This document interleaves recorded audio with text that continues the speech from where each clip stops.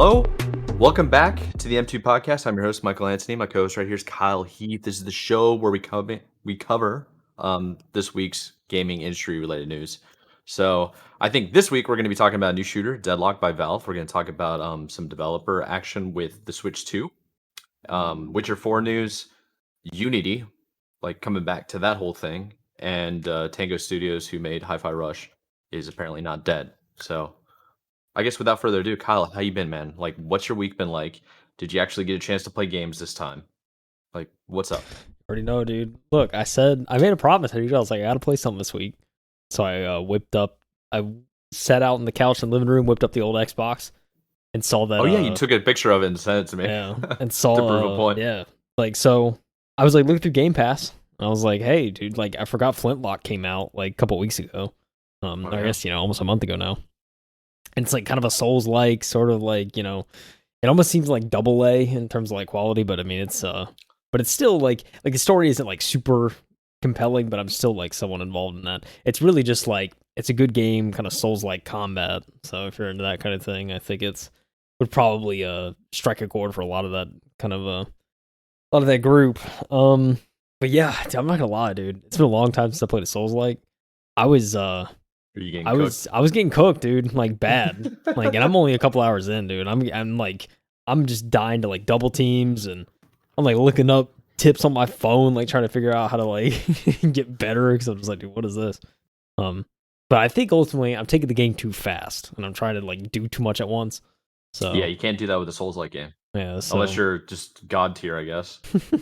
Yeah, I don't know, dude. It's just like I'm just getting like double hit out of nowhere and just like not learning the movement patterns, and I'm like, I just gotta slow down. But when I get back into it, I'll definitely just gonna try and pace myself and hopefully start winning, because right now it's tough, dude. I'm struggling. I can't lie, but I don't want to have to turn down the difficulty, so I'm trying to just learn the game. I guess worst case scenario I could, but dude, it's just gonna take time. Yeah. That's all it is. Yeah, it's definitely a time investment for sure, but I don't know. Other than that, I mean, I think the combat's still for the most part pretty fun and rewarding, so I think that's good. They have like a whole like skill tree system, and there's like different skills. You do get a gun. Obviously, you get like a flintlock pistol is like a kind of a secondary. Oh, yeah. You also get like a sniper of sorts, like a musket. At least that's where I'm at now. I got like a musket now, so it's limited shots, but you get more bullets as you like use your melee. So it's kind of like an incentive to. It's pretty cool. Stay with that. Yeah. Yeah. That's kind of what Doom does. Yeah. Like in terms, you have to melee the enemies or space demons in order to get ammo and stuff. Yeah. It's a pretty cool idea. Yeah. So I mean, I think it's pretty cool. There's a lot to learn and a lot of skills to get. It kind of reminds me of like God of War and that kind of thing. So it's a nice little tree there. So I'm excited to explore that. And there's the campfires too. I forget what they call them in the game, but it's essentially like this Dark Souls campfires where you can like rest and rejuvenate health and get pots and whatnot. So yeah, so a lot of similarities, but yeah, the enemies seem interesting, and it is rewarding when it's like, even if I have to like redo a section multiple times, it's still rewarding to like kill enemies and feel like you actually like put up a fight. So I like that aspect. But yeah, dude, that was, I mean, in terms of like games I played, I think it was like the only thing really this week I played, but I've sunk like a good 4 or 5 hours into it so far, so got some time. That's good. And it's from what I saw, it's like, I think altogether it's like a 9-10 hour game if you kind of just go through it. That's not, so you're kind of halfway there. Like, are you gonna do a rating on it at the end? Yeah, I think I'll probably a little bit of a review. Yeah, for sure. I mean, I'll definitely give it a rating, I think, at the end. But yeah, I don't know. I've been stuck at this last part, not gonna lie, for like an hour and a half. So probably add an hour and a half to that. it's kind of rough, dude. But yeah, I remember my first like Souls game. It took me hours to beat the first boss because I didn't understand what I was doing and I didn't understand the purpose of it. But I'm sure like some of my friends that have been playing Souls games forever, they've kind of figured it out within 30 minutes or less. Yeah. And I'm just like, dude, I'm getting cooked, man. Like it took me days to like finish it.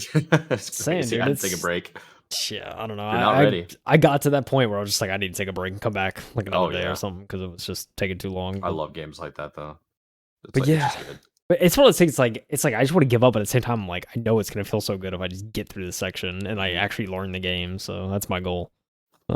to Good. actually like try and learn it. But yeah, dude, I don't know. It's still a very enjoyable game so far. Like the gods and the characters are fun, and there's like just some funny lines and stuff thrown in. Kind of make it. Yeah. Dialogue's not too bad. So yeah, I'm enjoying that aspect. But yeah, we'll see. We'll see how good my final review is. But it's Okay. yeah. Outside of that, Cool, man. not really too much gaming or anything. That's kind of about it. But what were you playing this week, Mike? I saw you pop open stream a couple times. Oh, dude, I've been streaming a lot more. I think I told you about that. Like maybe last week's episode or the week before. I told you I'm gonna just start streaming whenever I'm playing again. Yeah. Like sometimes I'm getting maybe like 5 viewers or something like that. Sometimes if there's an actual series where people want to watch, because that's what I'm playing is just Halo stuff. And if we get some like good old 4v4 action going on with some people that other people know, it's like the viewership goes up. So that's kind of cool just to Yeah. have like a group of people. It's mostly just trying to get back in the swing of just streaming and gaming at the same time. Yeah. Uh, but yeah, I got dude, I got back into playing Counter Strike ranked, and I've been getting absolutely destroyed. I got to get out of silver in a couple of maps because it's just bad. Because it's like, dang, dude, I knew I was bad, but I didn't know I was that bad. Oh Um, man. being silver in any rank is not good.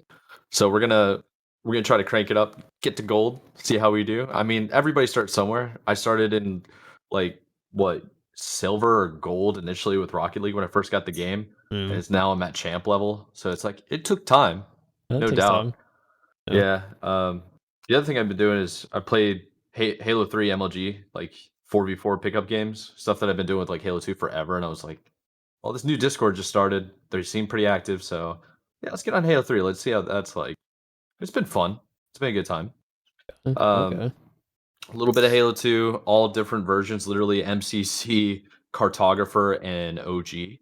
The reason why I'm wearing the real ones merch is because like what 3 days ago, Monday, 3 or 4 days ago, they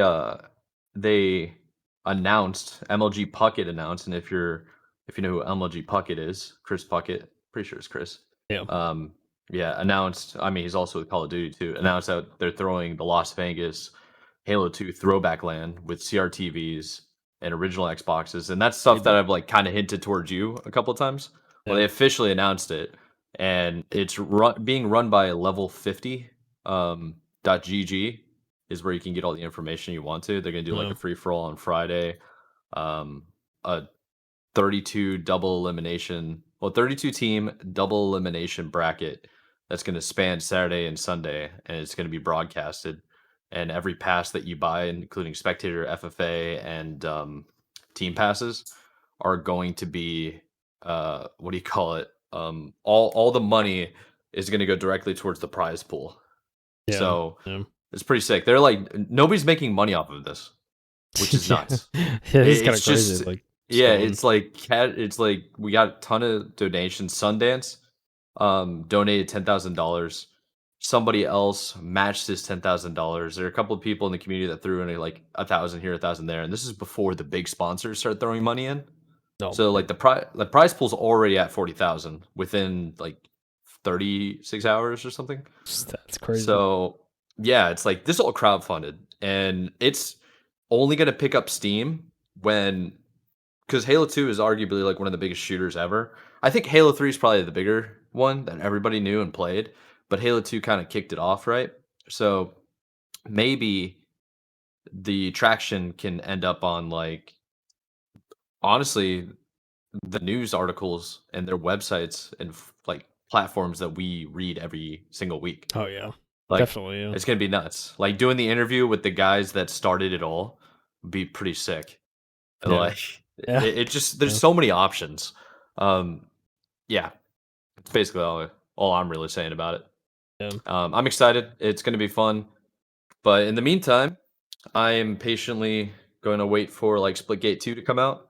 I saw that popping off on Twitter this week because they're doing a closed beta, invited some content creators, and it looks good. It looks just like the first one, but they definitely improved on it. It's like the mechanics are the same, which is great because sometimes you don't need to change it.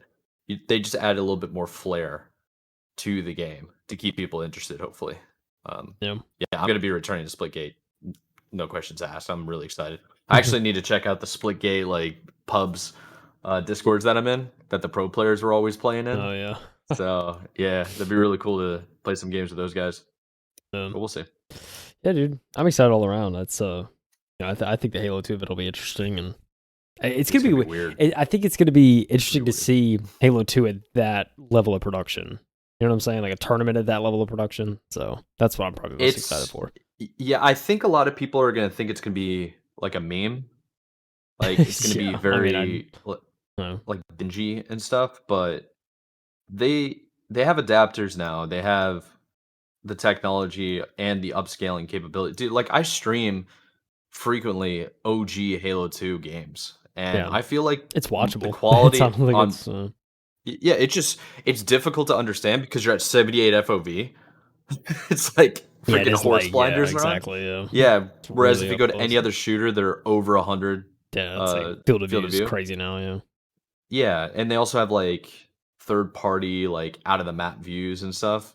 Like the watching experience on Valorant, Overwatch, and Counter Strike in particular, as a spectator, is so awesome. no, yeah, You're not going to get that with the game from 2004, but yeah, that's okay. yeah. Just finding a way to Yeah, like hopefully go between point of views and stuff, right? Just like kind of exactly. all Yeah. that. But I mean, Oh, I they think definitely can. yeah. I mean, I think the beauty of that though too about this tournament is like everybody has the same crutches, right? Like everyone has the same sort of like handicaps, I guess so to speak. Oh yeah, So it's like there's no yeah, excuses kind of thing.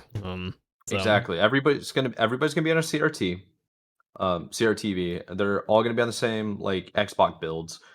They're gonna be stripped down to Xbox builds so that they actually run better because it's old technology, yeah, and you only really need to run one game at a tournament. Then they're gonna have controllers, like the default original controllers that came with the console. yeah. I was just saying, no So Dukes, just regular nah, controllers. if you play with Duke, bring the Duke. I'm pretty sure Walshy plays with the Duke, It's and if he wild. comes, Guy's it's a like, dude, psychopath. yeah, dude. Walshy's settings are bizarre. He plays first of all, he plays inverse, like, and he plays southpaw. So he aims with his left stick, and it's inversed, Oh and no. he plays on a Duke. Dude, Is he let me human? Like is no, I don't think people understand. Let me actually show you. that guy's a freak, dude. I got a Duke right here. Just for scale, I want to show people how ridiculous this controller is because a lot of people have never seen this in person or like seen like just the scale. Okay, this is a regular PS5 controller. Sorry for the people that only have video right now, but I'm basically going to compare a PS5 controller that I use frequently audio with listeners. a Duke. What? I was sorry, Okay. audio listeners, because you're Yeah. only you got to see the video to see this. All right. I mean, see how just how vertical that Xbox controller is. Like it's ridiculous. this big PlayStation controller is like that's crazy. And dude. it's an absolute reach. So this is pretty dusty and dirty. I never use this controller. I'll be honest with you. It's beat up. But look at the joystick right here. It's like what's it called? Concave, where it goes up, or is that convex? Concave might be in. Yeah, I think concave's in, and then so concave is typical for all PlayStation and Xbox controllers nowadays. They have like that regular little lip. yeah, like the Yeah, but then this guy, like, what is this? it's just like plastic, dude. It's not even like rubber. Yeah, I got this at a Goodwill, by the way. That's why it's all Nice. really beat up. I plugged it in. It was all. I still have the logo, like the sales thing. But yeah, it's like it's just beat up, man. Yeah. But imagine being Walshy using this giant, ridiculous controller inversed and aiming with your left stick. Like what? I don't know, dude. Brain works in weird ways. Look, all I'm saying, yeah, my favorite button on the goat though. Favorite button on the Xbox controllers, bro. Black and white, little black and white buttons. Just iconic, dude. It's iconic. It is really iconic. Back when they didn't have bumpers. Yeah. Oh man, what a time! When PlayStation came out, changed the game. What a time, man. Yeah, but hey, how about we get into something a little bit more modern, and get away from like actually showing pictures over here because not everybody has the video going. I say we jump into a new game. We've been talking about shooters at the start. We might as well keep going. Yeah, I agree, dude. I agree. Let's start off. Listen, I know we've mentioned it, I think, briefly on this podcast before, but Valve is working on a new shooter, and it's kind of been in the low key sort of works. But Well, news outlets and content creators are starting to play this game. It's called Deadlock. And this article comes from The Verge, Sean Hollister. We played Valve's secret new shooter Deadlock. It's like Overwatch, Dota 2, and Team Fortress 2 all baked into a pie. That's the way they described it. So sounds interesting. I love the comparisons. Like whenever a new game comes out, it's this, and this. If they had a baby, dude, like every time, man. It reminds me of Video Game Donkey when he was doing like game reviews. Yeah. It makes you feel like yeah. Such a signature thing that they do.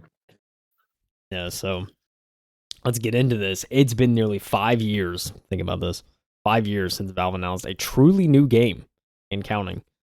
It's quite a while. It's talking pre-pandemic. Pre-pandemic, dude. It's been a while. Valve has been a long time. 4 years. Yeah, I know. Valve has still not announced Deadlock. It's new hero shooter that takes cues from Overwatch, Dota 2, Team Fortress 2, and more. But that hasn't stopped nearly 20,000 people from trying the game, including Sean at The Verge. And he said he's not under NDA, and that's what I saw from articles too. Is like not anyone who's played it is not really under NDA. It's kind of just like whatever. No one signed contracts, made no verbal agreements. Sean said he hasn't even clicked through the EULA. So they shows a little image too of a pop-up message that when you launch the game currently today, you'll see an early development build pop-up. It says Deadlock is still early in development with a lot of temporary art and experimental gameplay. Do not share anything about the game with anyone. Well, I mean, where's the verbal agreement, guys? Where's the signatures? That's what I'm saying. That's a little loose. It's like it's the honor system we're working on here. I don't know. So earlier today, Sean received a no strings attached invite to play Deadlock on Steam. Steam claims the game is made by Valve, displays Valve's copyrighted logo when it launches, and its executable is digitally signed by Valve Corp. The game's directories contain Valve legal notices and numerous other text files that reference Valve, and it feels like a Valve game. Though Valve didn't respond to requests for comment, I'm completely convinced that it's legit. So you see the little screen here. I just see this artwork, and it makes me think of Overwatch, kind of that. I was thinking the same thing, dude. Alleyway, like what map we talking here? Like this is crazy. This looks like it's gonna switch out every single time. You know what I mean? Oh yeah, like that's how Overwatch. Like every time you dynamic menu. Yeah. Yeah, I agree. Good point. So what is Deadlock? It is a 6-on-6 shooter, 6v6. Like the original Overwatch, where your team of heroes attempts to dominate a map by slowly wearing down the opposing team and pushing them back. But you're also leading an army of NPC grunts down 4 different lanes to destroy the opposing team's stationary defenses, a little like Dota 2 or other MOBA games. It's an interesting, you said a little bit of a baby to it. It's even a little gameplay. Learn to build gameplay in this article. So you can see kind of what it looks like. But yeah, so it's interesting as NPCs, or I should say little kind of bots. I think that's interesting. Obviously you play any MOBA. There's all sorts of kind of bots you could use to kill for XP and kind of level up kind of thing. So I think it's kind of interesting. It seems like they're kind of taking that into a hero shooter type of game. So fascinated by that. The gameplay is third person. Okay, I kind of like third person. Okay, yeah, I think it looks really clean. Yeah, I think the mini map in the bottom right reminds me a lot of a MOBA. Right, you get that main. 100%. Yeah, the multi lanes or whatever. Yeah, setup. Honestly, a lot of this is kind of giving off a Smite vibe for me. With the map, and you have the 6 cards, I should say, for your team, 6 cards for the other team at the top. Little kind of icons. That stuff's interesting. Yeah, okay. I'm kind of digging this little kind of gameplay preview they have. This is really interesting, to be honest. It's, I kind of want to try it out at least.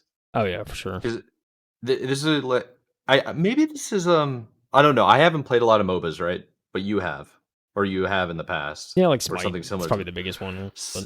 So from me, I haven't really played it, but I have played a buttload of shooters and third-person shooters. This looks like it could just be a spin off of a third-person shooter that we need to have. Everything either feels like an arena shooter or battle royale. So this seems like it would be one of the first ones where it's kind of innovative. It's definitely taking pieces from elements that already exist in the industry the gaming industry. Yeah. But to add it all together makes it kind of unique. Yeah. Yeah, I mean, I would agree. It's definitely something This interesting. I dude's think I'm this interested in guy's kind aim's of. trash though. Yeah, I don't know who's playing this. Is this Sean? Is this you, bro? Like, what's this? But yeah, I mean, it's the health bars also is just very much kind of like an Overwatch kind of thing, right? Yeah, You have the sections and whatnot. constantly regenerates too.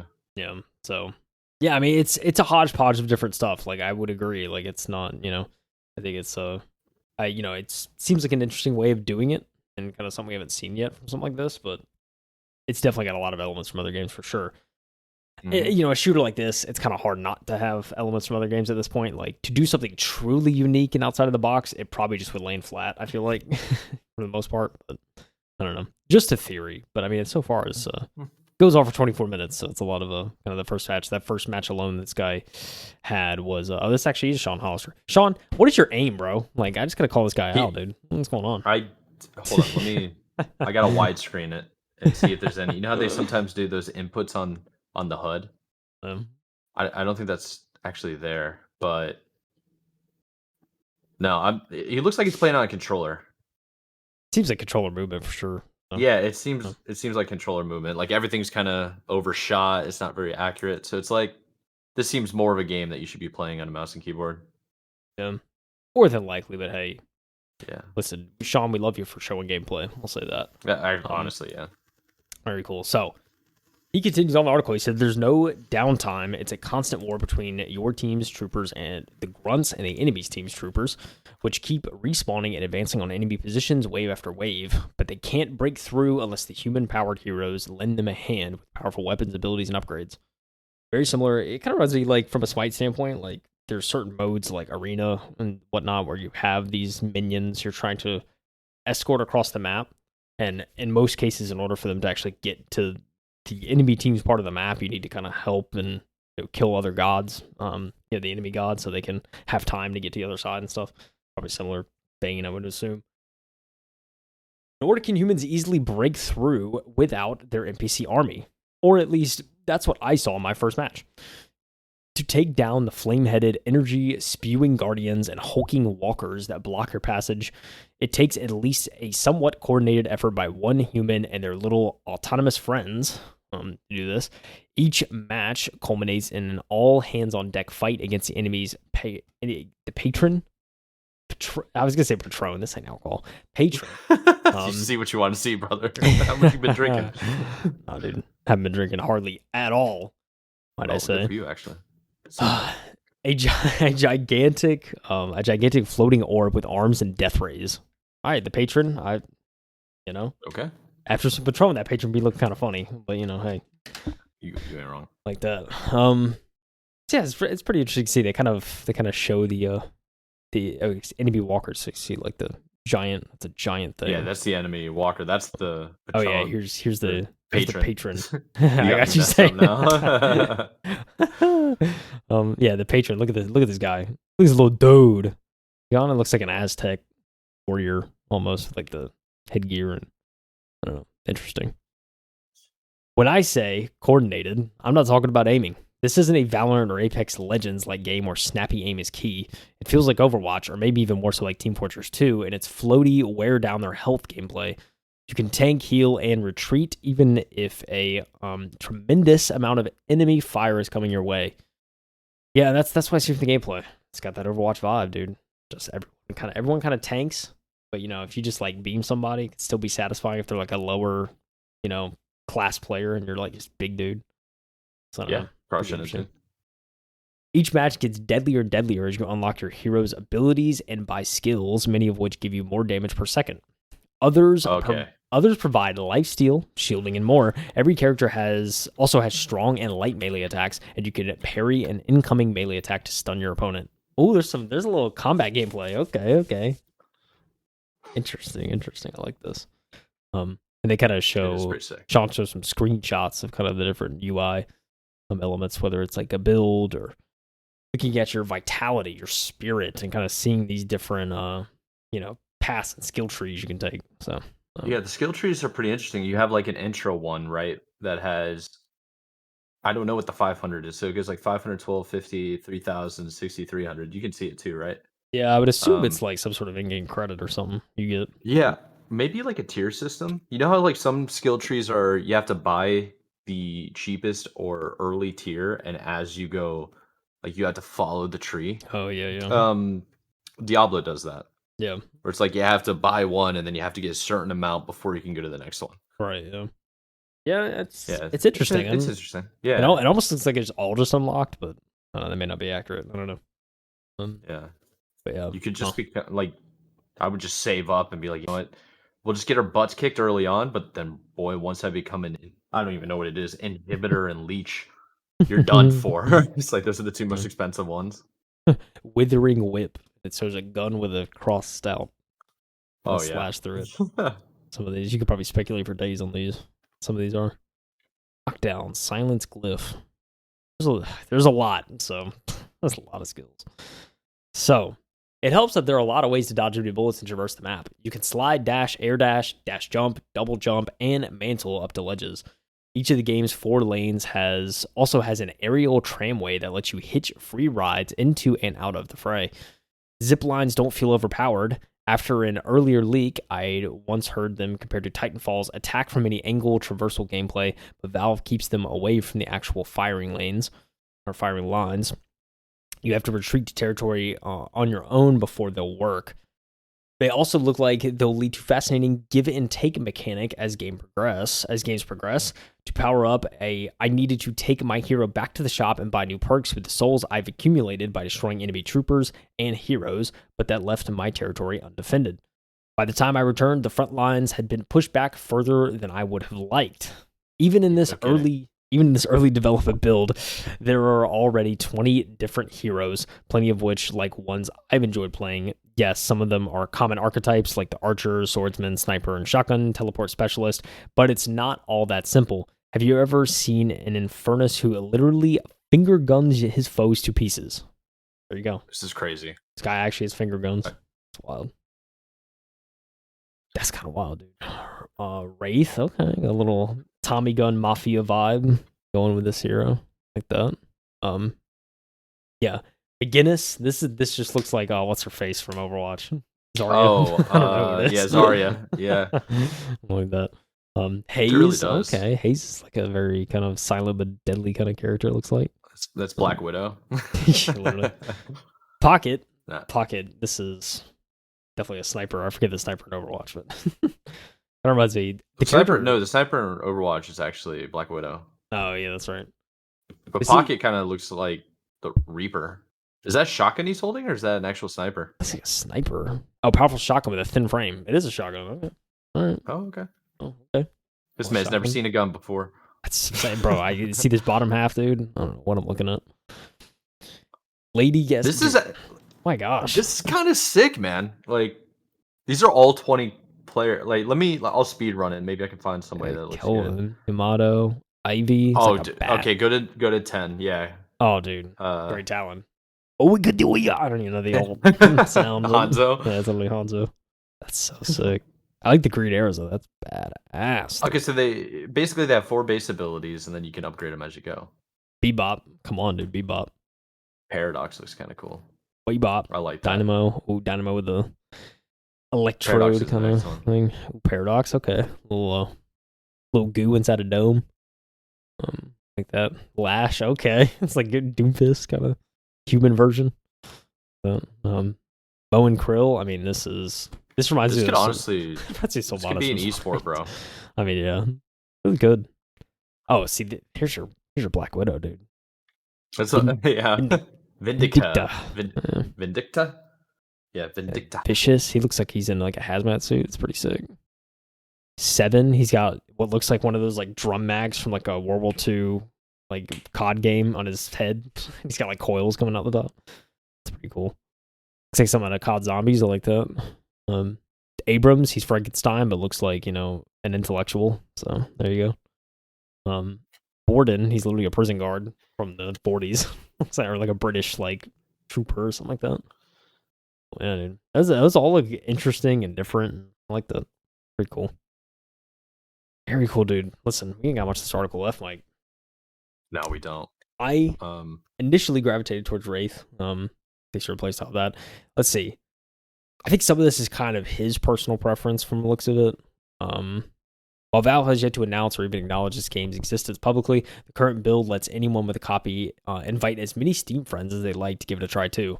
That's why I have an invite, and that's why my friends now have an invite. It's an unusual way to release a game, but this is Valve we're talking about. It's an unusual company, and he's not wrong. And a little update, he said update on August 12th when he made this update. Turns out Valve was not fine with me trying Deadlock with friends. I've been banned from matchmaking. Oh well. Please feel free to make fun of me in the comments. Oh, dude. And then he posted a little screenshot. Remember, your party is permanently banned from playing in this mode. It's tough. It's tough. Hey, that's me. Starfire2258. Rip Sean Hollister, dude. He just had to do it. Oh, man. Well, here you go, Mike. It's a new Valve shooter on the rise, dude. What do you think overall? I'm thinking it could be something. Yeah, it's pretty cool. I think it's wild, permanently banned from playing this mode. I wonder if when the full game releases, he'll be freed. Hopefully, But yeah. while you were going along, I was trying to find out if this game was readily available. Apparently, it's been in closed beta for months, and it's an invite only. And friends can invite friends, and there's an honor system not to share any of the content with anybody online. Right? Yeah. Well, Sean Hollister broke that, so I'm sure he's banned for that. It's pretty cool. It's actually really, really wild. Apparently, there's like 20,000 people playing this game regularly. Yeah. So it's already a little bit of an audience. It's not even out in the public. Yeah. So. Man, I'm gonna open up my Steam right now and try to see if I can I'm find it. in there. That's what I'm getting in there. Low. How do I send the request? Valve, help! Valve, help me. Yo, dude, send the podcast boys a code, Valve. Come on. Please. It's crazy, man. Yeah. But yeah. It's not even like officially available. It's one of those ones you probably have to get a special code and then go type it in and then get access. What do you think, man? I think it's really cool. I'm excited. I want to see what comes of this. Yeah, couldn't agree more. I want to see more of it. The heroes are interesting. Seems like interesting aspects of the gameplay. So all around, dude, I'm excited. I think it could be interesting for sure. So. Oh yeah. Like it for sure. Like it. I was interested about Switch too, dude. Interested about that coming out soon, but hey, it's not looking good, Mike. It's not looking good. No. So we did receive some news this week from Video Game Chronicle, and it has to do with how basically the developers are reportedly being told not to expect the Switch 2 to launch before April 2025. I thought it was going to launch this year, didn't you? Or at least by like Christmas. I mean, something, man. Yeah, I don't know about this year, but I was definitely thinking Q1, Q2 at the latest 2025, but it's not looking like that. Yeah, I mean, April is technically Q2, isn't it? Yeah, I guess so. It's the start of Q2, but it depends on your calendar year because some calendar years actually go to like the end of Q4 is March, I think March 1st. I don't know. Some industries are different. Yeah. Very weird. But this article comes from Tom Ivan over at Video Games Chronicle. I'm just going to jump right into it. So, according to GameIndustry.biz head Chris Dring, who discussed launch plans for Switch's successor of the publication's last podcast, he said that developers have reportedly been briefed not to expect Nintendo's next console in launch by before April 2025. So, Nintendo confirmed in May that it will announce its next console during its current fiscal year, which runs until March 31st, 2025. So that's what I was talking about. Fiscal year. So it's, I guess, April. March. I do this every time, by the way. I'll be like January, February, like start counting. Like, how many months is it? It's hard to shake off. It's like the alphabet, dude. I can't just go to S. I had A, B, C, D. Like. I get to S by going like Q, R, S. I'm like, okay, cool, I got it. Yeah, silly. Hey, whatever. So Chris String, reminder, he is the head of Game Industry Biz, in a quote said, "No developer I've spoken to expects to be launching this financial year. In fact, they've been told not to expect it in the current fiscal year. A bunch of people he spoke to hopes it comes out in April or May time, so still early next year, not late." Makes sense. Makes sense. So he's essentially saying like, developers right now that are developing for the Switch don't develop just yet for the Switch 2, and if you do, you need to expect a delayed launch. I Yeah. wonder if that's why we've seen so many AAA games that aren't coming to Switch. I wonder if they're maybe building for the new hardware of the Switch too. Yeah. Because you know those guys are like sworn to NDAs and stuff. I mean, yeah, it's possible. I mean, we've also heard rumors of the Switch 2. It's not going to be anything groundbreaking in terms of power and performance. I don't think. It's compared to think it's current gotta- consoles. It's going to be better Yeah. than the Switch, obviously. But Yeah, that's what I mean. but That's yeah. what I view it as. Yeah. Like you gotta be able to like what's the most recent game? I think Resident Evil had really buggy graphics. It's like you gotta give me something, man. You can't be giving me like 2005 What is graphics. this? Cloud streaming. What is this? Yeah, exactly. So yeah, let's go a little bit further. So Chris went ahead and continued, and I'll quote him. I don't think any of us wants a late launch for Switch 2 because we all want a new Nintendo console. Everyone gets very excited for it, and we don't want that crunch of Grand Theft Auto 6 and Switch and all that kind of stuff on top of each other. Okay, I mean, is there really going to be a Yeah. crunch for GTA 6 when you've been working on it for like 15 years? Come on. But I get what you're saying. I understand. So, article continues on. A couple more things left to mention. Having launched in March 2017, Switch is in its 8th year on the market. In July, it surpassed the Famicom as the Nintendo console with the longest lifespan before being replaced. And reporting its first quarter earnings this month, Nintendo said Switch has sold 143.42 million units as of June 30th, 2024. It expects to sell 13.5 million Switch consoles this fiscal year, having sold 2.5 million in the first quarter. If Nintendo hits its hardware sales target, Switch will be within touching distance of the all-time record for console sales, which is currently held by PS2. I wonder if they're strategically trying to do that. They're just trying to be petty and just like get the edge on Sony at the little Yeah, because it's like that. Like Nintendo and Sony's rivalry for sales has gone back forever. Yeah. Like forever, possible. dude. It's possible. Nobody really buys an Xbox. You know what I mean? Like you buy an Xbox, but you bought an Xbox for 3 different games. It was either Gears, Call of Duty, not even Call of Duty anymore, or Halo. Unless you're the weird one that like really liked Forza or something. What's another IP that only Xbox has? I mean, I can't think of it. Not nothing anymore. like major. I mean, No. he's on PC now too, dude. Like, I don't know. Yeah, There's like everything's on PC. There's no now, console so seller right now, you know. I don't think for Xbox anyway. No, not for Xbox, but for PlayStation, they have a lot of console sellers for sure. Yeah, they have tons and tons and tons. Nintendo will always have console sellers because that's their whole ecosystem. Yeah. I mean, we've talked about it so many times on the podcast. They know what they're doing over it's there. a blue ocean, maybe. Talking Yeah, about oh yeah. blue ocean. They're like we got Mario everything. Yeah, for sure. Yeah, I mean, yeah, it's wild, man.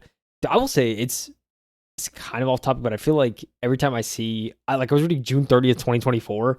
It feels like that hasn't happened yet, but then I'm like, wait, that was a month and a half ago. Like, just my brain when I'm reading like these 2024 days is just like, whoa, dude, we're here. Yeah, we're here, dude. Going quick. The years are going by quick, dude.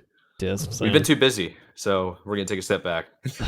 Yeah, you're telling me, dude. But listen, like, yeah, I think I'm sort of surprised that the Switch is gonna be. It's definitely it could end up being it's already in July was Nintendo's longest lifespan console. It doesn't surprise me. Obviously, I think pandemic has at least a little bit to do with that. Maybe not, the whole thing, but obviously there was delays and everything there. So we probably would have gotten a Switch 2 this year. I feel like if it wasn't for that, but I think you're right. Still kind of recovering from that, and getting back on track. But yeah, I mean that unit counts running close to PS2, dude. That's why I think it might be strategic. So I kind of thought. There's been a lot of hints for the last year of the Switch 2 being premiered and like shown off with the new like bragging about the OLED stuff that happened, like different versions of the Switch and how they're working on something special for the Switch 2, all this kind of crap. And then they're like limit expectations, so it's like hype, don't hype, what's going on? Yeah. The one thing that always seemed to be the trend is we would hear more information by the end of 2024. So there was never really a confirmed date, only that people were coming out and being like, oh, maybe we'll hear something by like Christmas or the holiday season and maybe the new year, like something like that. So to hear that it's only that we might have to wait. These are all like allegations, right? That we might have to wait until Yeah. April is not that big of a deal. Not really. Yeah. No, probably not. It's not that far away. If you think about it. What is that? 6 months? It's not, dude. That scares me. It's Maybe. not. It scares me, dude. Just not. Just like right 7, there. maybe 7. Oh man. Yeah. Yeah, it's wild to see it. Yeah, I mean it's cool to see Nintendo still has like big of a footprint as it does, but also I think yeah, it's just I don't know. I'm ready for the Switch 2 at this point for sure. So it's kind of maybe wait a little longer, but we're almost there. And yes, sir. Yeah, dude. Yeah, it was also GTA 6. There was an article I posted in our notes that we're not going to cover, but GTA 6 has an apparently leaked date. We're looking at Halloween 2025. So I'll just throw that out there for anyone who might be curious. Everybody was excited, and they're like, "Oh, we're going to push it back." I feel like a lot of things have been getting pushed back. We heard about Avowed last week. Now we're hearing about Switch this week and GTA 6. Nothing. So pain. Nothing but pain, Mike. Yeah, it's not pain. Still mourning Avowed, dude. I'm still mourning Avowed. Yeah, I know you are. It better just hit, dude. You woke up and started saying Drake lyrics. I'm upset. Start singing Marvin's Room, bro. I'm out here. Yeah, facts. Oh man. All right, Switch 2, dude. I'm ready. Yes, sir. All right, how about we switch up gears a little bit? I'm excited for you to talk about this one because I mean, this is an awesome character. I know you're kind of passionate about it too. So, awesome character. Is it Geralt or Geralt? How do you say it? It's Geralt. Geralt. Think about it saying like a Gerald. Yeah, but with a T. Geralt. Okay, yeah, I like it. Geralt. Or you could be like Northeastern or English and not pronounce your T's. Geralt. Geralt. Oh man! All right. Listen, ladies and gentlemen, The Witcher 4 stars Geralt of Rivia. Say that right? Let's mess that up. But not as a main character. What do you think? Did I get it right, Mike? I thought you were gonna. You did it right. I thought you were gonna say you wanted to say Riviera because you're used to probably like Ron Rivera. Yeah. So he's a Panthers fan. Oh man, true. Oh, all right, better days. I'll let you get into it. Yep. I'm gonna shut the door real quick. Yeah. So this is the thing, ladies and gentlemen. Geralt of Rivia, voice actor Doug Cockle has revealed that the White Wolf will star in the next mainline Witcher game, codenamed Polaris, but not as the main character. Developer CD Projekt Red has long made clear that Geralt's saga has come to an end, meaning a new protagonist was fully expected for Polaris. But this is the first confirmation he'll be in the next game at all, and fuels some rampant fan theories. Doug Cockle, what a last name. Doug, I'm just gonna say Doug, all right? Doug didn't share any specific details about Geralt's role in Polaris in an interview with Fall Damage, but did confirm his involvement. I can't say anything about Polaris, he said. What we know is that Geralt will be a part of the game. We just don't know how much, and the game won't focus on Geralt. It's not about him this time. We don't know who it's about. I'm excited to find out. I want to know. I have not seen any script yet. I mean, I couldn't tell you if I did. This is the thing. So I could be lying through my teeth, but I'm not. Or am I? He's really playing with the media a lot. Yeah, see this thing. The good voice actors and just the good actors in general, like they're working on something. They do a great job of not, showing their cards, right? So it's kind of like, Oh, okay. Spoiler warning, dude. This is the thing, dude. Do I want to read this, Mike? I still got to play through Witcher 3. Okay, hold on. No, dude. Hold on. I don't know, dude. You got to play through it? You don't know? I mean, if you've read the books, you kind of know what's up. Yeah, no. I didn't read the books, though. Listen, I'll probably still play the game. The game came out in 2015. It's still a masterpiece, all right? Like, I'm going to play it regardless of what if I know 9 years ago. If I know a couple plot points. I don't think it's that big of a deal.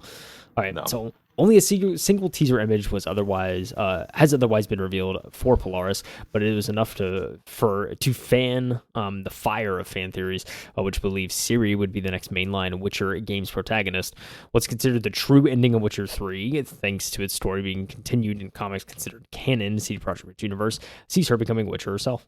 The teaser image also showed a medallion of a lynx, and while this is a brand new Witcher school, not mentioned previously in the books, games, comics, or wherever else, Ciri wore a School of the Cat medallion in the books, and its philosophy matches her nimble fighting style.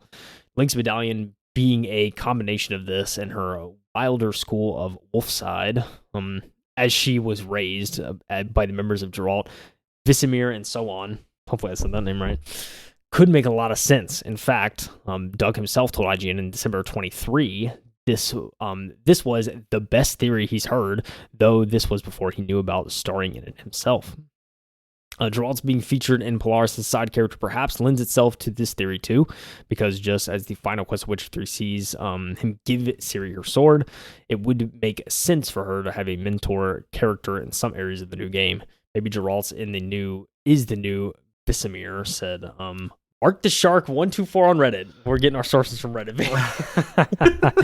Oh, dude, I love that. They're just like, this guy on Reddit said. That's favorite part. Oh, that's typical journalism. I mean, especially IGN, dude. They're so like, they do it all the time. They do. I love it. So many content creators do that too. Look at this Twitter post. Somebody that is completely unaffiliated, unverified, because that doesn't mean anything. Who's had some traction in the past. With like 20 followers. Yeah. Got it right one time, and now they're reliable. He was probably a blind guess, but hey, I trust him. Exactly. At the very least, confirmation draws in the game somewhat debunks fan theories for a prequel to the original Witcher saga, taking place decades, if not centuries earlier when the Witcher schools were at the height of prominence. They and Witchers themselves are dwindling during the events of the original saga. It will likely be a while before more information on Polaris emerges, though it is the main project being worked on at CD Projekt Red. Developer hasn't revealed anything else, only that it will emphasize freedom and intense gameplay. Honestly, we read all that stuff. I don't understand half of that stuff anyway in terms of spoilers, at least for me, somebody who hasn't played the game, so I think we're good. But it may make, if I remember it when I'm playing, so be it. But yeah, I don't know, Mike. What do you think? I think it's fascinating. It seems like it could be a fascinating story to kind of continue things and to have, the main guy still in it in some form or fashion. I think could help people get back into it and, get invested again. Yeah, I think The Witcher 3 was probably one of the best, single story games. I don't want to say of all time, but it was so good that's like, how could you possibly up that? Like, what do you do differently? Right? Yeah, because it's such a high bar, and it's been 9 years. CD Projekt Red knows how to write stories, and I don't know. I'm not too worried about like who the protagonist is or who the main character is. I trust the studio to do something that they care about. Yeah, like story-wise, for sure. Yeah, in terms of story-wise and being like the continuity should be good. They're kind of obsessed about how long they can make a game, how much content they can have in a game. Yeah. But as long as they have like a good substance, that could be good. Now, if they do have the typical like strong female protagonist, it's going to be interesting. Like, what kind of protagonist is it going to be?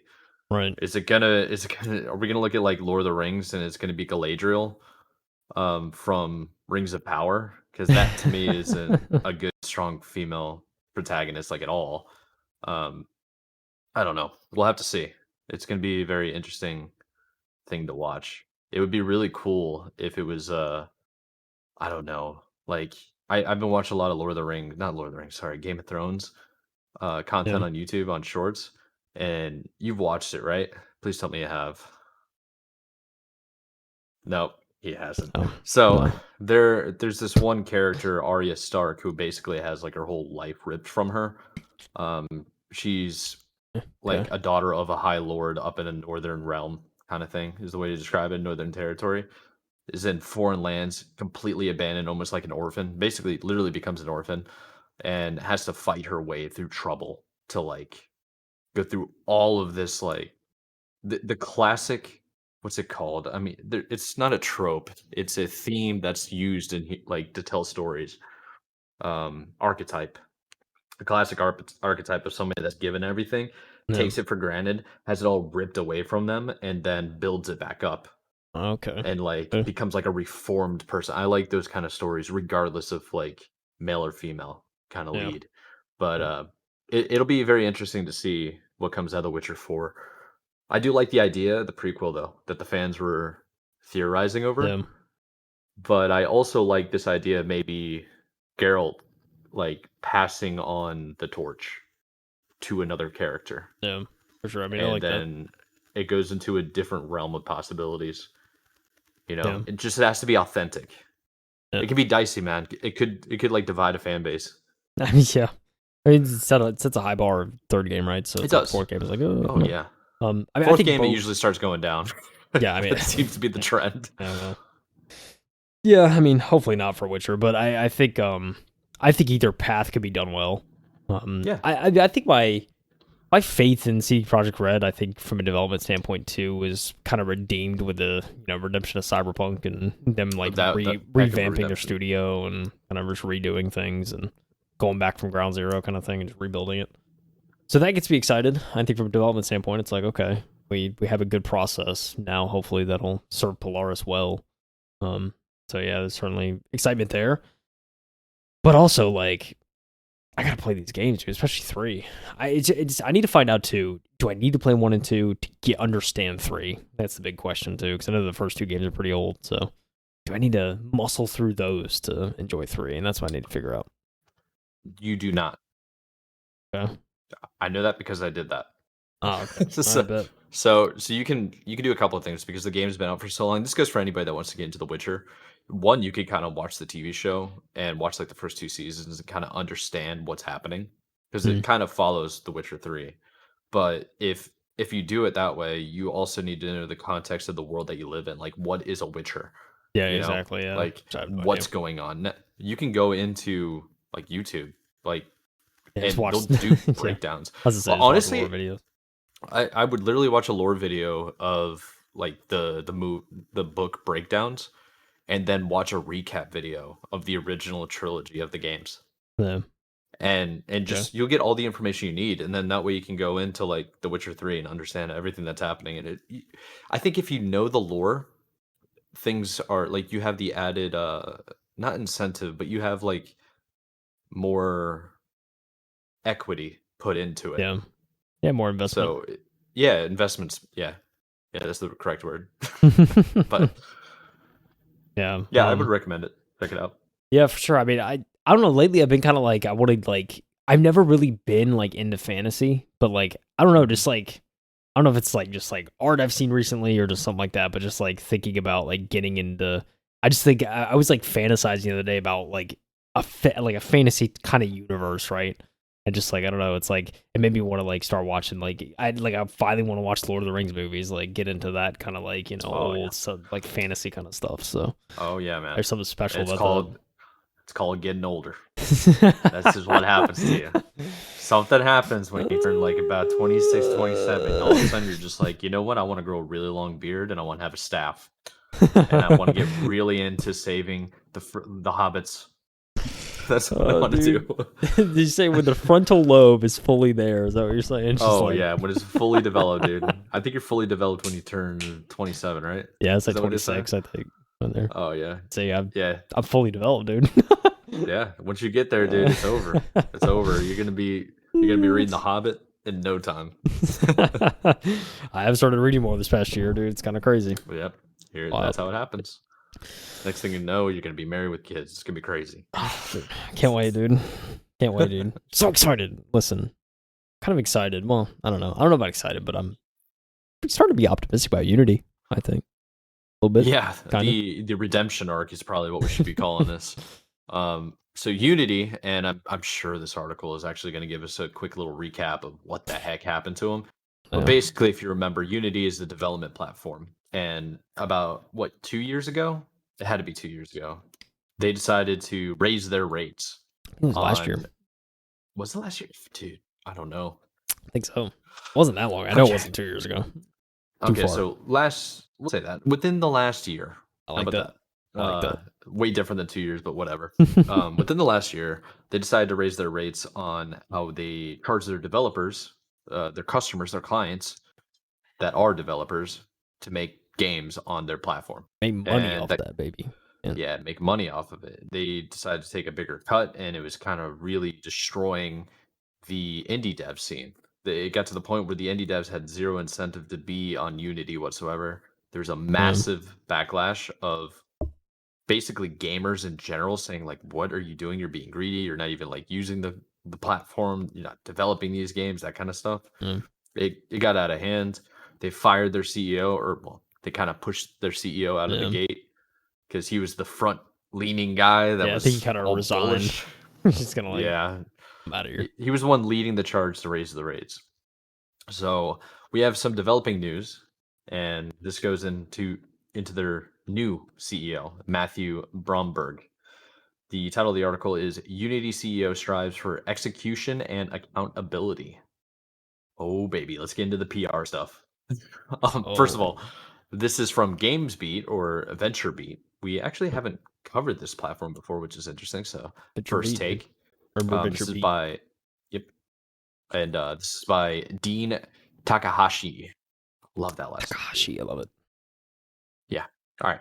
Let's get into the article. So it starts off by saying the previous CEO of game engine maker Unity didn't exit on the best terms.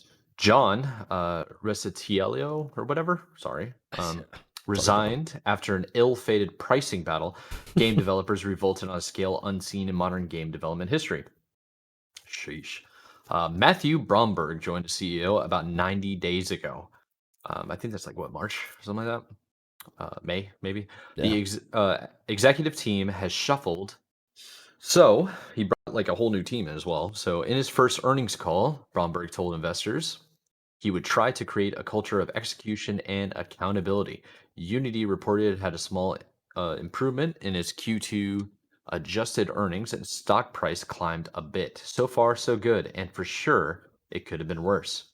So Mr. Dean Takahashi said that he had a chance to talk with Bromberg about his plans in his first few months in office, and he told him he was going around meeting staff and customers in listening mode, which is a very smart thing to do if you just All join a right. company. Okay. Good leadership skill. So this is what he said, Bromberg, that is.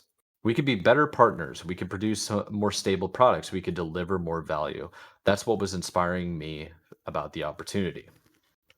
Now, continuing on with the article. Well, Unity has parted ways with 2,400 employees since its peak, but it still has about 5,000 employees alongside Epic Games' Unreal Engine. It remains one of the most important game development platforms. And while competition with Epic is serious, as Epic can finance its engine with Fortnite revenues, there's a new breed of competition in the form of open source game engines like Godot. I've actually heard of this and I've seen people use it. It Yeah. looks really intuitive and really cool that it's open source. Yeah. But this fall, Unity will formally launch its latest version of its game engine, Unity 6, and it will tackle AI. So Dean talked with Bromberg about these topics and more. Here's an editorial transcript of the interview. Now, I'm going to go ahead and just read this kind of word for word until we get to the first little bit, and then we can stop to discuss. Sound good? Sounds good. So, GamesBeat, which is Dean. How long have you been at Unity? Matthew says, it's been 90 days. I have it all figured out. Okay, It's that that's easy, being funny. baby. Let's go. GameBeat goes on. You called for a culture of more accountability and execution. How do you look back in hindsight at some things that Unity has not gotten right, things that need to be addressed or fixed? So Bromberg replies with, I come to this experience as a customer first, a customer of Unity. My excitement about it comes from a place of understanding what is great and foundational about Unity. But there's also a sense I had as a customer, and that I think some of the other customers shared, that we could do better for customers. We could be better partners. We could produce more stable products. We could deliver more value. That's what was inspiring me for this opportunity. Unity is such an important company. We are excited about bringing it back and where it should be. So, GamesBeat goes on to say, do you look back on the runtime fee controversy as part of the problem? So, the runtime fee controversy was when I'm pretty sure if you made like a certain amount of money, then you would have to pay more Yeah. to Unity if it became successful, Yeah. which is why Exactly. like indie devs are like, I don't want to sign up for this at all. Yeah. It's I'm like, already taking a gamble. you know, it's like I already don't know if it's gonna work, but if it works, y'all get more money. Like, huh? Yeah, So. it's like you're gonna punish me for success. That's kind of Yeah. wild. So Bromberg goes ahead and says, it's certainly an example of us getting sideways with customers. It's okay to take tough decisions, but it's really important to listen and understand how your customers want to buy from you. What kind of partnership do they want? That's important. In my conversations with customers, they're generally not saying that they're not okay with paying more. They want you to be strong and they understand the level of investment that's required to make a great game engine. But I'm not sure we've always heard them as clearly as we could about how they wanted to do that. You know, it's actually kind of wild, man. I don't know if you feel this way too, but if you mess up this badly while there's an open source game like engine out there that anybody can use that's pretty well known, that takes guts, especially because like it's stupidity in terms of guts. Um, especially because you could go over to like Epic Games and use Unreal Engine, and that's a really good engine to build games too. Like, how can you justify that? You know? Yeah. Yeah, it's yeah, it just wasn't a smart decision, that's for sure. I mean, No, not it's even just the like the slightest. it's yeah, it makes you wonder what they're thinking in those moments, and like that's when you know, like at a certain point, you're just out of touch, and you're just like, oh, money, all right, cool, and then Yeah. you're not How much can we actually rip like, off? yeah, and so you're not actually thinking about like the livelihoods and like people wanting to get into games and like make a living off of it, and like some people just and like it gets to a certain point where it's like I mean, you just can't make like you can't do well. Like if my game pops off and I reach a certain level, it's just like I'm literally just making nothing, and it's not sustainable. So yeah, I mean, it just shows you kind of how how deep in the hole I think the management was. Just a year ago. So Yeah, like groupthink or whatever they talk about in business school. That yeah, definitely happened. Like, this seems like a good idea. You don't even use the product. Why are you making these decisions? bro, I will say though, Ferocious, this new shooter coming to Unity, they have a little screenshot in the article. It looks pretty sick. Just in the screenshot, it's It like, okay, does. this looks like a modern day like shooter. It looks good. Oh yeah, yeah. There's another one a little bit further to the next little segment too. But let's see if we can jump around a little bit, Yeah, make it to the next little graphic. And then there's one question I want to mention about AI, and we can kind of finish out the article because this is a very long piece. It's their full very long transcript interview. of the interview, so I don't want to bore everybody, but I just want to give you a sense of who Bromberg is. So GamesBeat goes on to say some level of certainty about how much they would be paying is important. So Bromberg says, right, nobody wants to be unclear about what they're going to owe you and how that's going to work. You can't have unbounded things in your business. Nobody would like that. I certainly wouldn't. So GameSpeed says, do you feel like that's on the right path now? Are customers generally happy with the ultimate solution that Uni came up with? So Bromberg says, that's one of the first things I've been focused on in the last 90 days. I've been out speaking to lots of customers. I'm trying to get a feel for where they are on it. I'm not sure we've completed the analysis yet, but we're definitely listening. So GamesBeat says, I noticed you did better in the last quarter. That seems like a step in the positive direction. Do you think some of that is due to the pricing change that resulted? Oh, this is an interesting take. So he says, no, I don't think so. We're happy about the quarter and thank you for that. But our pricing changes tend to roll into the business much later. They tend to follow adoption cycles. People need to build on the new version. The impact of our pricing changes tends to be way downstream. Interesting. I thought it would have been more immediate. Yeah, yeah, So that's it's interesting. yeah, it's an interesting take for sure. I mean, I think there's Yeah. I would think it does make sense though to a certain extent. Like Oh just yeah, for sure. I just never would have thought about it. yeah, that's something like but yeah, I don't have the business brain for that, so it's like Exactly. That's what I mean. It's like, okay, yeah. it's like that That's why makes he's sense. that's why he's the CEO. Okay, yeah, I get what you're saying. Yeah. So GamesBeat comes in a little bit further and starts saying, we've seen Unity's business expand into so many things. Can you go back and explain all that? So Bromberg basically breaks it down. He says, our business is really pretty straightforward. We want to be what we think is the only company in the world that's capable of supporting the entire game development cycle. Prototyping through builds, through live service, and into user acquisition and monetization. That's what we do. We also sell our core technology to industry customers, primarily around those that are interested in the visualization of 3D assets. That's the business of Unity. Remember that game that was built entirely on 3D assets? Do you remember seeing that video? I gotta show it to you, Think so. man. Aspen Gold was watching it. It was like 45 minutes long, and it was just this guy's analysis of a game that has yet to release. And the trailer was just all 3D assets. And it was Hmm. developed by one guy basically scamming a bunch of people into buying pre-orders for the game. But It was don't think it I've was seen that. actually crazy. He made a bunch of money off of it too. Not the guy that made the video, but the guy that like was making the game. Yeah, right. Or the fake game. Yeah. All right. So GameBeat says there's the division between create and grow. So Bromberg gives a little bit more context. He says, yeah, create is the engine. Grow is the added monetization piece. One thing that we're realizing, and certainly one of the things we're focusing on, is the extent to which those businesses are unified in the mind of the customer. As someone who's made a lot of mobile games in particular, it's a holistic view you have to take. You build the game, you design systems, the game operates, you acquire players, you try to sell advertising. That's one process. It might be two divisions for us, but the customer wants it to be together. Yeah, I mean, that's a great point. Yeah. He seems very customer minded, which is what you should be. Yeah. So True. I think that's pretty cool. Yeah. I mean, I think if you could put it all in one place, yeah, I mean, people are going to love that. So, for sure, dude. Yeah. For sure. Yeah, I think there's one question here that I do want to like kind of add in because on our podcast we've talked about AI and a bunch of stuff for AI and how it's going to take people's jobs, especially in the gaming industry. Like there's AI generated voice acting now and AI generated dialogue, all this written content.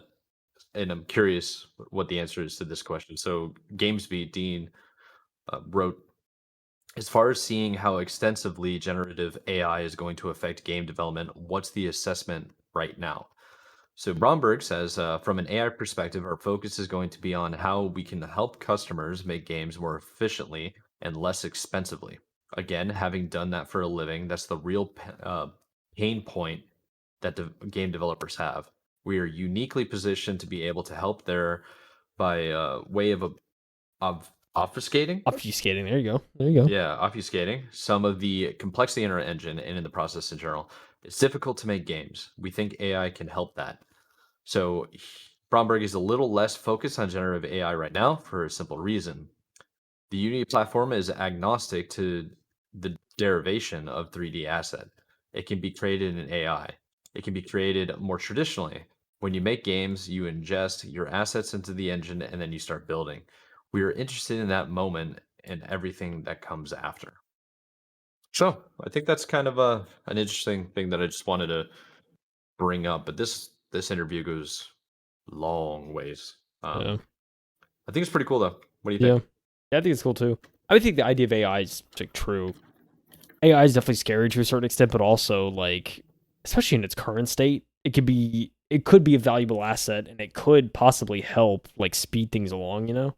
I think that's like the most powerful way to use AI. Obviously, like AI voice acted lines and stuff like that, it's just like that, like I'm not a huge fan of. And I mean, sure, it's quick and easy, but it's just like not genuine, I feel like.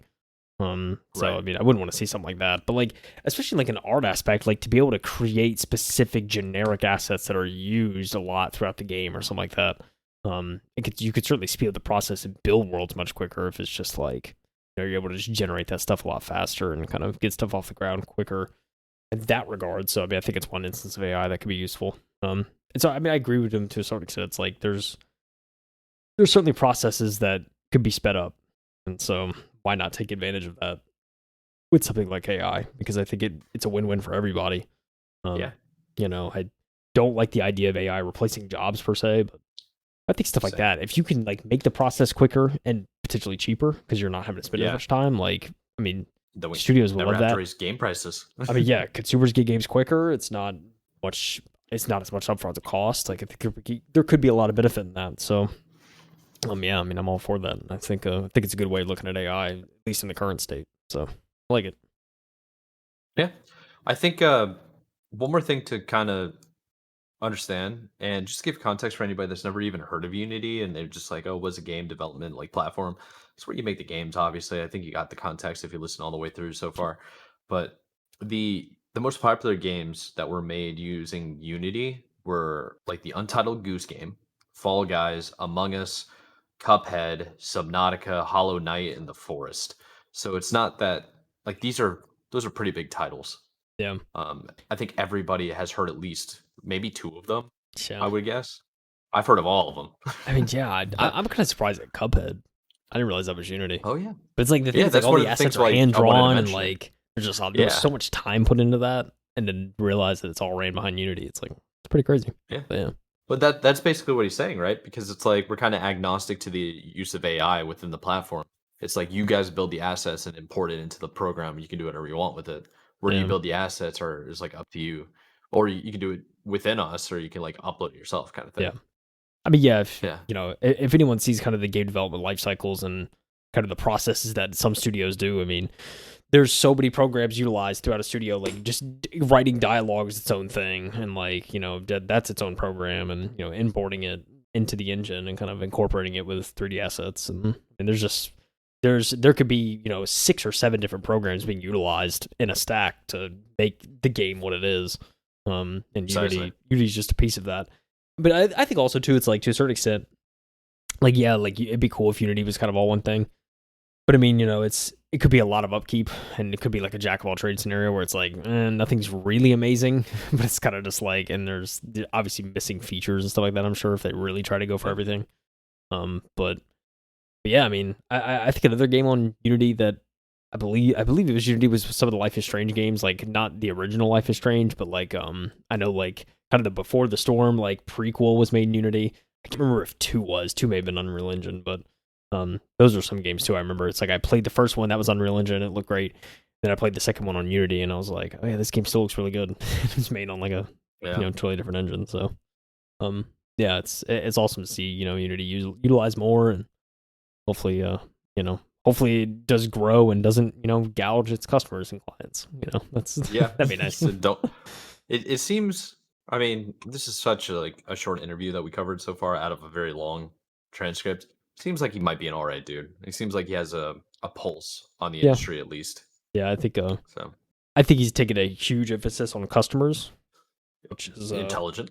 Yeah, which is a smart move, especially after the kind of backlash you've gotten over the past year. It's a good way to go about it. It's just like, all right, let me just like first and foremost, before I even do anything with the company, let me just go to the customer and see what they think.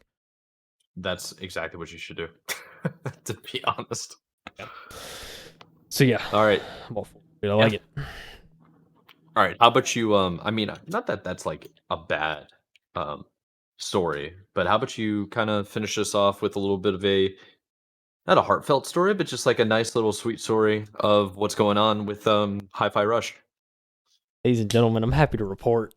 It's just put one up. Ladies and gentlemen, guess what? Hi-Fi Rush Studio, shut down by Microsoft, is being saved by PUBG's publisher. Let's go! All right. Let's go, baby. Tango Gameworks will live on thanks to Krafton. It's coming from McWhirter over at Polygon. Ooh, we haven't covered a Polygon article in a while, so here we go. It's been a century. That's what it feels like. Oh, man. It's been a long time, man. All right, Michael, let's see what you got. So, Krafton, the publisher behind PUBG Battlegrounds and the Callisto Protocol, has acquired Tango Gameworks, the studio responsible for the Evil Within games and Hi-Fi Rush. Tango was shuttered by Microsoft and ZeniMax Media in May, but the talent who formed the Tokyo-based studio will be integrated into Krafton, which now owns the rights to Hi-Fi Rush. In a news release, Krafton said it, quote, intends to collaborate with Xbox and ZeniMax to ensure a smooth transition and maintain continuity at Tango Gameworks, allowing the talented team to continue developing the Hi-Fi Rush IP and explore future projects. Krafton added that it, quote, intends to support the Tango Gameworks team to continue its commitment to innovation and delivering fresh and exciting experiences for fans. On X, Tango Gameworks creative director John Johannes said, we're back, baby. Move from Microsoft to Krafton will not impact Tango's existing game catalog, which includes The Evil Within, Evil Within 2, Ghostwire Tokyo, and the original Hi-Fi Rush, the publisher said. Hi-Fi Rush is playable on PS5, Windows PC, and Xbox Series X. Tango Gameworks was founded in 2010 by Shinji Mikami. The studio's first release, The Evil Within, was a survival horror game in the vein of Mikami's work at Capcom, where he was overseeing survival horror games Resident Evil, Dino Crisis, and Resident Evil 4 as game director. Tango Gameworks became part of Xbox's stable of studios when ZeniMax was acquired by Microsoft in 2021. Mikami left Tango in 2023. The studio found great critical success with Hi-Fi Rush in 2023. The rhythm action game was a surprise release through Microsoft's Game Pass subscription and markedly different from the dark and violent Tango Gameworks has come to be known for. Krafton's announcement comes just days after former developers from Arcane Austin which worked on in-games Prey and Dishonored, announced a new first-person action RPG at its Wolf Eye studio. Microsoft announced in May that it planned to close 3 studios under the Bethesda Softworks umbrella: Redfall developer Arcane, Mighty Doom developer Alpha Dog, and Tango Gameworks. A 4th studio, Roundhouse Games, had its staff reassigned to other duties. Oh, we're so back, Mike. We're so back. We're so back, dude. Love I think it's pretty sick. Yeah, dude, I love that for these guys. I think that's awesome. Just the fact that, like, someone was able to come by and, like, look, there's so much talent and money and ideas and IPs to be had here. Like, it's a shame. Why not we just step in and, hey, we already got Callisto Protocol out there, which, by the way, technically was a very impressive game. I feel like story-wise, kind of got average reviews, but yeah, I think, like, one thing I will say about Callisto Protocol is, like, the facial animations was, like, next level. Like, it was crazy how accurate, like, the facial animations and everything were, especially with dialogue and cutscenes. So that was interesting. But yeah, I mean, I think it's cool that, they're just like, let's save Tango, because, like, why not? And there's definitely a lot of benefit to the studio, a lot of juice that's still left to be squeezed. So yeah, I'm just super happy for them. This is awesome. I think it's very cool. You know what I like most about it is there was about a bit of outrage that came about when the announcement of the Hi-Fi Rush Tango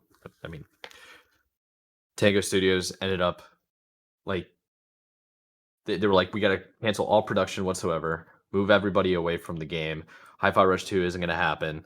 And then just to see this news that they're being acquired and the studio is going to live on, there's going to be multiple sequels coming out of the studio now. It's really cool. I'm like, it's just a good news article, just to be excited about.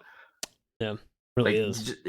I remember what did Microsoft do? They just started, like, laying off people. They were like, okay, we're going to shutter Tango Studios, and everybody's like, why are you getting rid of Tango Gameworks? Why are you getting rid of the one developer that made a good game? No. And they kept on the Redfall. Yeah, they kept on the Redfall developer. Yeah. It's the biggest head scratcher, right? I mean, it really makes sense. And yeah, it's these redemption arcs. It's these closures that you just you live for in the gaming news world. Just like to see stuff like this. It's like, yeah, it's awesome. It makes you wonder how much involvement maybe someone like John, at the studio had to, like, try and possibly, like, just pitch, to different studios and be like, hey, like, we still have, like, we have this proven track record. We have so much more to do. Talent. We have the people, like, we could make a studio or a publisher so much money. like it's just all here. Like, it makes me wonder how, involved members of the studio were to try and just pitch to other places and be like, look, we got something here. We already have the office space. Like, we can make this work if you're just willing to, invest in us. And we, I feel like it'd be a no-brainer to sign someone, a studio like this when they just have the track record, the people, and you just know they can do something good. So. I wonder, like, it just seems so out of pocket too, because it's like, so if Microsoft was willing to sell the IP in the studios, or the studio and the IPs, why didn't they do that initially? Why did they just, like, say, let's get rid of them altogether? It's true, yeah. It almost seemed like not an option, right? Especially when Xbox got rid of them. It seemed like not an option. They're just like, let's get rid of them. But I bet you the outrage that happened online, probably got to the right people at Microsoft, where they're like, maybe we should just sell it and let these guys go for free.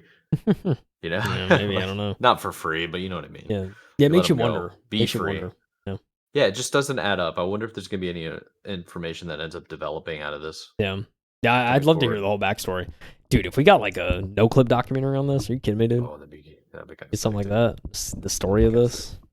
Oh man, it'd be insane, dude. I'd love to see the behind the scenes of this. Of, like, for me, like, 6 months from now, we see, like, a documentary. It opens up with, like, May 2023, and then it shows all the new stuff, and then see the studio freaking out, and then all of a sudden it just develops August 2023, and over the course of those 3 months, it's just like people on phones, people, like, calling up Xbox, like, Twitter, people going crazy, dude. The storyline, like freaking HBO Hard Knocks.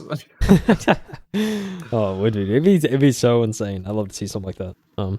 But no, I mean, I think just getting any more information on this, dude, I'd be, like, all over it. Just be like, what's going on? Yeah. But yeah, it's an interesting story. I agree. It's something I didn't it's something probably nobody saw coming. Of just like, No, you feel like when Xbox like kills a studio like that, it's like you feel like they don't have a chance to come back. It's just like that's it. But yeah. but yeah, or you would think like they would have to start a new studio entirely if they really want to do something under a different name. Like they couldn't use that same IP. But that's a good point. Yeah, evidently, that's usually how it goes. Yeah, it's just like we own this forever now. By the way, we're closing everything now. Yeah, no, it's how you think it is, but apparently not. Apparently not. Let's go Tango Gameworks, dude. Tango Gameworks. Happy for y'all, man. Dope. Cool stuff, dude. Cool stuff. All right, bro. Well, I think that's pretty much it for this week's episodes. Went over articles, yeah. Yeah, sorry. I've been speaking wrong like all day. I think my brain's kind of fried. I've been drinking a lot of energy drinks because I'm tired, but that's good. I think it's starting to show. Oh man. But hey, man, you gonna be playing any games this weekend? I gotta work on Flintlock, dude. I gotta get good. I just gotta get good, dude. It's that simple. So, yeah. Yeah, I don't know what I'm gonna do. I want to play more games, but I also want to play the existing games that I've been playing forever. That's the problem. I want to play games that I'm comfortable with, but I also want to try new things. Like Unchained, I gotta play Unchained. One of my buddies actually texted me. Usually he hits me up on Discord, but because he has my actual number, he texts me. He goes, "Yo, I'm still waiting on that invite for Unchained." It's like, oh shoot, yeah. I might just ping everybody and see who might be interested in the Discord. Yeah, dude. Get some people. Biggest piece of advice, dude. Just don't overthink it, dude. Play what you want. Is what it is, dude. It's your choice. It's your choice. That's true. Right now, I'm just excited about the Halo 2 LAN anniversary. Oh yeah, coming up in Vegas. Just being excited about that. A lot to be hyped about. So yeah, dude, I'm definitely gonna be checking that out. I want to watch that. I need to see how that production is. I gotta see it. It's gonna be good. The last one was actually pretty strong quality. They did well. It was an invite only, like LAN event. I should have went. It was in February. And it was just like a small little thing that they set up. They're testing out a different venue to see if it makes sense to do it there. Yeah. And just the price got out of control. They were doing it at the HyperX, at the Linux, or not Linux, Luxor. Oh yeah, the big pyramid. The pyramid, yeah. Yeah, I think they had like less than 30 people there or something like that. They were having a great time. But the problem was we start telling them it's like, okay, 32 team tournament, 160 people are gonna be playing FFAs. Like that's a lot of people plus spectators. Yeah. The arena could handle it, but to rent it out would have cost so much money. And it's like, oh no. Yeah, but I could see the cost creeping up quick, but yeah, dude, it's exciting to see, after so much just interesting Halo content over the past couple of years, just like let's just go back to the roots, dude, because that's where the good stuff what's is. Going on. So many people. So the servers broke. Like the last major was like 4 weeks ago, and the servers were broken for 3 weeks. Like, it was bad. They sent an update. It was completely unusable. So people that were playing Halo Infinite stopped playing Halo Infinite, and then they went back to Halo Master Chief Collection to play Halo 3. And then hackers in Master Chief Collection found out that they can take control of your character now and make it so you drop your guns and can't do anything. Yeah. So like 2 different platforms for Halo imploded, and the absolute goobers that are the Halo 2 guys had been playing on Cartographer, which is like the Halo 2 Vista port, and playing on the OG Xbox the entire 3 weeks. And I've actually seen people start doing private lobbies now to do Halo 3 games. So it's like people are done with the BS. And they're going back to just what they enjoy. Yeah, it's like maybe Infinite will be good again. We'll see. What I'm most excited for is I know 343 and Microsoft is a little bit involved for the tournament. Oh, really? And I'm really curious how that's gonna go about, because they're gonna do some promo stuff. It's probably gonna be a big deal. It's gonna be a lot of sponsorship stuff. I don't know all the information because it hasn't been released publicly. But if they can do a good job and I'm not saying it's going to compete with HCS tournaments because that'd be ridiculous. But I do want to say it's like, if you could show people that you don't need to be on the modern title to have a proper tournament, like not the modern title, but like the most recent title to have a proper tournament, then you should stay on that title. Like there's a reason why people still play Smash. That game is like 20 years old too. Yeah. And Dude. it's one of the most popular fighter games. It's like there's so many Super Smash Bros. Games that have come out, but everybody loves Melee. Yeah, dude. It's just that nuance, dude. Melee's kind of like Halo is. 2, dude. It's got that nuance. It's got that It edge. does. It's got that It just does. like something about it that you can't replicate. So Yeah. it is. I always considered Halo 2 to be like a happy mistake because like all the glitches and stuff. They built the game in a year and a half, right? Yeah. So it's like they rushed through it. You talk Yeah. about crunch Even nowadays. back then, that's they're on it. no time. It's like No, it was insane back then. And It's like, yeah, it's a it's like- jumbled mess. It's Yeah. completely ridiculous. yeah. It was like But- it reminds me of Fallout New Vegas. I think it was 18 months that game was made. It was a mess when it came out. There was Yeah. so many bugs, dude, because they just couldn't fix it all. So It's all right. It's okay. that's what made the game great, though, dude. It's just It funny. really is. It's funny. It's funny how it works, man. Yeah, I'm excited to see see how Yeah. that looks. Yeah, it looks like everyone's excited too in the Halo community. So good to see. Yeah, it'd be cool to see. But in the meantime, I think I'm gonna watch Shroud play his new game, Spectre Divide. His little Yeah. interesting teleportation game I think he has. Not really sure Okay, exactly okay. what it is, but it looks interesting. So yeah. Very, very interesting, yeah, dude. Yeah. Yeah, do you have anything to add for the peoples before we let them go? Nah, dude, try and find something to play. That's all I'll say. You know, try and Yeah. find something to play. Find- and that's a bit of Find a some passion, dude. that's a drought right now, but hey, I'll find Yeah. something to play until the Yeah, fall you know what hits. YouTube added? YouTube started adding play here flash games. Oh, really? Yeah, have you seen this yet? Oh No. yeah, I've been having fun on it. It's actually pretty sick. That was Little probably the flash thing games and That's the stuff. thing I feel like we covered months ago, but I couldn't find it in the app, so I don't know. I Really? don't know, dude. You might need to get premium, but you have premium, right? I do. I don't know. Yeah.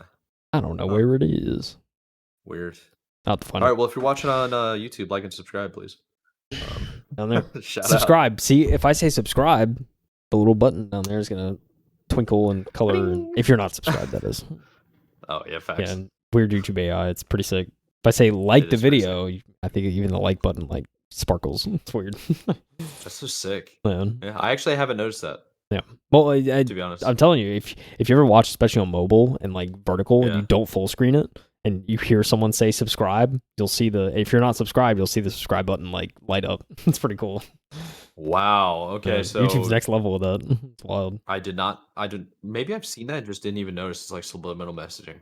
Yeah, Kind of. it's No, it's a thing, dude. Pay attention to it. Next time you hear a video, subscribe. Like go vertical and see if it sparkles. Okay. I'm definitely gonna pay attention to that. That's crazy. It's wild. All right. You just tripped me out. But hey, I gotta go eat. It's kind of late. Yep. Let's let the people go. We'll do a quick little recap for anybody. If you want to check out any of the articles below, we have links down below with timestamps. When we cover the segment, we push out segments. Need to do that from last week's episode. We'll do that for this week's episode, probably at the same time. Probably some this weekend. One sprinkled on a Saturday Yeah. or something. Yeah, exactly. Got to catch up. We appreciate everybody for listening, and we'll see you in the next one. We'll see you next week. I'm Michael Enty. This is KyleHeath, and this has been the M2 Podcast. We appreciate you guys for coming in, and again, see you next time. Bye, everyone. EPL starts this weekend, by the way. So have Hey, fun. We're in the hey, Everton hey. Everton. Yes, sir. No. I don't know the chant. I appreciate the thought. All right, keep gaming, everybody. See ya. Bye.